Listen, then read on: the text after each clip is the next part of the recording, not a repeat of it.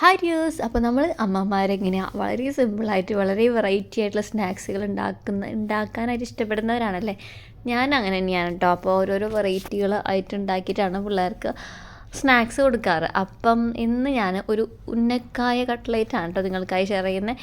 ഞാൻ റീസെൻ്റ്ലി കണ്ടുപിടിച്ചൊരു സംഭവമാണ്. അപ്പോൾ അതിന് വേണ്ടിയിട്ട് വാചകടിച്ച് റെസിപ്പിയിൽ ഐറ്റംസ് ഒന്നും മിസ് ചെയ്യണ്ട. ഇട്ടതൊക്കെ കണ്ടല്ലോ അല്ലേ. ക്യാരറ്റ് നന്നായിട്ട് ഗ്രേറ്റ് ചെയ്തിട്ട്, അതുപോലെ തന്നെ ഉള്ളി, പച്ചമുളക്, മുളക് പൊടി, പിന്നെ ഇപ്പോൾ ഇട്ടതെന്ന് വെച്ചാൽ കുറച്ച് കോൺഫ്ലവറും കടലമാവും, പിന്നെ ചില്ലി ഫ്ലേക്സ് ഞാൻ പറഞ്ഞല്ലോ അല്ലേ, പിന്നെ കുറച്ച് ഇറ്റാലിയൻ സീസണിങ്. അത് ആ ടേസ്റ്റ് ഇഷ്ടമുള്ളതുകൊണ്ടാണ്. നിങ്ങൾക്ക് വേണമെങ്കിൽ സ്കിപ്പ് ചെയ്യാവുന്നതാണ്. ഇതെല്ലാം കൂടിയിട്ട് നന്നായിട്ട് മിക്സ് ചെയ്ത് കുഴച്ചെടുക്കാം. ഒന്ന് കുഴഞ്ഞ് വരുമ്പോൾ അതിലോട്ട് നമ്മൾ പുഴുങ്ങി വെച്ചിട്ടുള്ള നമ്മുടെ ഉരുളക്കിഴങ്ങ് നന്നായിട്ട്, ഈ സംഭവം അടിപൊളിയാണ്. നമ്മൾ മീഷോയിൽ ഒരു 110 രൂപയ്ക്ക് ഈ ഒരു മാഷറും അതുപോലെ തന്നെ ബീറ്ററും കൂടിയിട്ടാണ് ഞാൻ മേടിച്ചേട്ടൻ. അപ്പോൾ ഇതൊന്ന് വാങ്ങിച്ച് വെച്ചേക്കൂട്ടോ. ഞാൻ മറ്റേത് കപ്പിൻ്റെ പിൻഭാഗം അല്ലെങ്കിൽ കയ്യിലിൻ്റെ ഇതുകൊണ്ടൊക്കെയാണ് കേട്ടോ ആദ്യം മാഷ് ചെയ്തിട്ടുണ്ടായിരുന്നത്. അപ്പോൾ ഇത് നമുക്ക് ചൂട്ടോടെ തന്നെ നമുക്ക് മാഷ് ചെയ്യാൻ വേണ്ടി പറ്റി.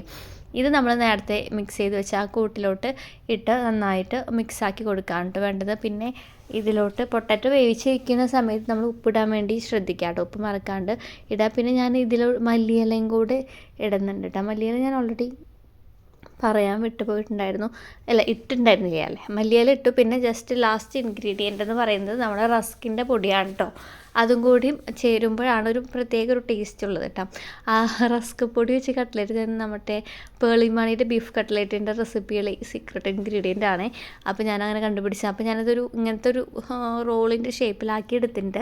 പിന്നെന്താ പരിപാടി, വറുക്കുക, പൊരിക്കുക, തിന്നുക, അത്ര തന്നെ ഉള്ളൂ ഗൈസ്. അപ്പോൾ നമ്മളുടെ ഓയിൽ നന്നായിട്ട് ചൂടായിട്ടുണ്ട്. അപ്പോൾ ഞാനിവിടെ എടുത്തേക്കുന്നത് വെളിച്ചെണ്ണയാണ് കേട്ടോ. നമുക്ക് സൺഫ്ലവർ ഓയിൽ ഉണ്ടെങ്കിൽ അതിലും കൂടെ ആക്കിയെടുക്കാം.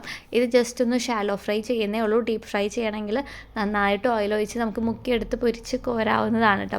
അപ്പോൾ ഞാൻ വിചാരിച്ചു ഷാലോ ഫ്രൈ ചെയ്യാമെന്ന് വിചാരിച്ചിട്ട് നമ്മുടെ ഒന്ന് പരന്ന് കിടക്കുന്ന അത്രയും വെളിച്ചെണ്ണ ഒഴിച്ചിട്ട് ജസ്റ്റ് ഒന്ന് അങ്ങനെ റോൾ ചെയ്ത് ഉരുട്ടി പാത്രം തിരിച്ചിട്ട് കൊടുത്താലും മതിട്ടാ.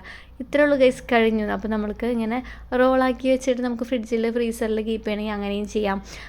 അല്ലാന്നുണ്ടെങ്കിൽ ഇവിടെ അങ്ങനെ ഇരിക്കാറൊന്നുമില്ല, ഉണ്ടാക്കി അപ്പോൾ തന്നെ കഴിയുക ചെയ്യാറ്. അപ്പോൾ ഇത്രയുള്ള വീഡിയോ ഇഷ്ടപ്പെട്ട് കഴിഞ്ഞാൽ ഇതുപോലുള്ള വീഡിയോസിന് വേണ്ടിയിട്ട് ചാനൽ മറക്കാണ്ട് സബ്സ്ക്രൈബ് ചെയ്യുക. അപ്പോൾ നമ്മുടെ ഉന്നക്കായ കട്ട്ലേറ്റിൽ എല്ലാവരും ഒന്ന് ട്രൈ ചെയ്ത് നോക്കണേ. ബൈ.